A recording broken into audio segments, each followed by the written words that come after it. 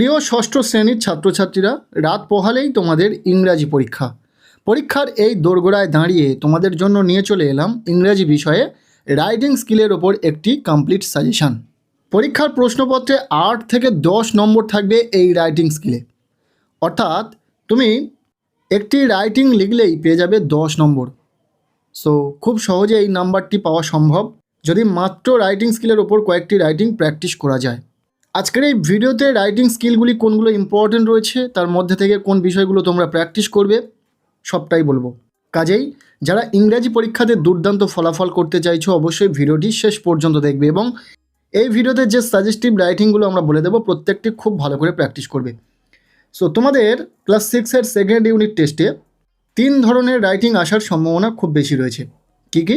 Paragraph writing, number 2 letter writing, number 3 story writing. এই 3 ধরনের writing স্কিলের ওপর কয়েকটি রাইটিং যদি তোমরা প্র্যাকটিস করতে পারো কমনভাবে। সো বলে দেবো আমরা কোনগুলো তোমাদের প্র্যাকটিস করতে হবে বলে দেবো। নাম্বার 1 চলে আসবো প্যারাগ্রাফ রাইটিং। এখান থেকে যে প্যারাগ্রাফ রাইটিংগুলি তোমাদেরকে প্র্যাকটিস করতে হবে, নাম্বার 1 ফেভারিট সেশন।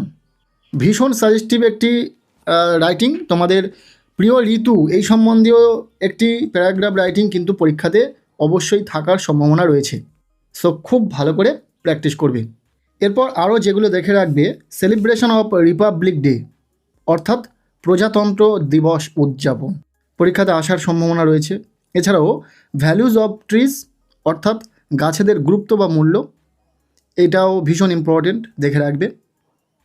নেক্সট দেখে রাখবে ইয়োর বেস্ট ফ্রেন্ড অর্থাৎ তোমার বেস্ট বন্ধু, সেরা বন্ধু, এই বিষয়ে কিন্তু প্যারাগ্রাফ রাইটিং আসার সম্ভাবনা অনেক বেশি রয়েছে। ঠিক আছে। এছাড়াও দেখে রাখবে ইয়োর ভিলেজ, তোমার গ্রাম। এছাড়াও দেখে রাখবে ন্যাশনাল ফ্ল্যাগ, মাই daily life, birthday party.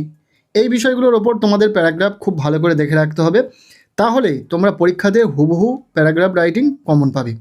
So paragraph writing কোনগুলো প্র্যাকটিস করবে দেখিয়ে দিলাম। এবার রয়েছে লেটার রাইটিং। লেটার রাইটিংয়ের ক্ষেত্রে অনেক দিলে এই মুহূর্তে তোমরা পারবে না, যেহেতু পরীক্ষার একদম দোরগোড়ায় পৌঁছে গেছো, হাতে সময় খুব বেশি নেই।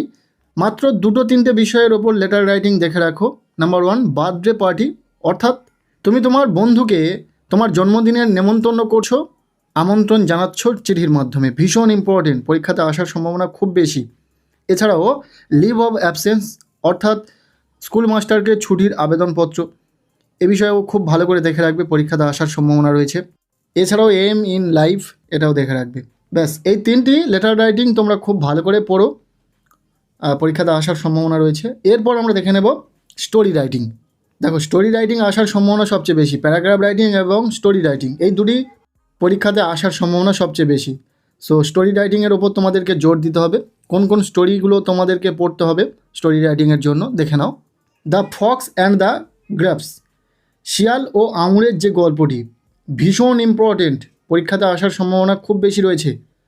আর দেখে রাখবে দ্য ট্রেস্টি ক্রো অর্থাৎ তৃষ্ণার্ত কাক, এই গল্পটিও পরীক্ষাতে আসার সম্ভাবনা রয়েছে। এছাড়াও এ ফক্স অ্যান্ড ক্রো বা the boys and the Fox, যে ছোটো বাচ্চারা পুকুরে থাকা ব্যাঙেদের ওপর ঢিল ছুঁড়ছিল, সেই যে গল্পটি, এই 4টি গল্প তোমরা খুব ভালো করে প্র্যাকটিস করো, পরীক্ষাতে যদি স্টোরি রাইটিং আসে এই গল্পগুলোই থাকতে পারে। সো এই ছিল তোমাদের রাইটিংয়ের ওপর একটি কমপ্লিট সাজেশান। অনেকেই জানি অপেক্ষায় রয়েছে, আমি দেব করে সময় হয়ে উঠছিল না, তো ফাইনালি তোমাদের রাইটিংয়ের ওপর যে কমপ্লিট সাজেশান সেটা শেয়ার করে দিলাম। কেমন লাগলো অবশ্যই কমেন্ট সেকশানে জানাবে। আজকের এই ভিডিওটি এতটুকুই। ভিডিওটি প্রচুর শেয়ার করে দিও, আর চ্যানেলে নতুন হলে চ্যানেলটিকে সাবস্ক্রাইব করে রাখো। প্রত্যেকের ইংরাজি পরীক্ষা খুব ভালো হোক, সবার জন্য শুভ কামনা রইল।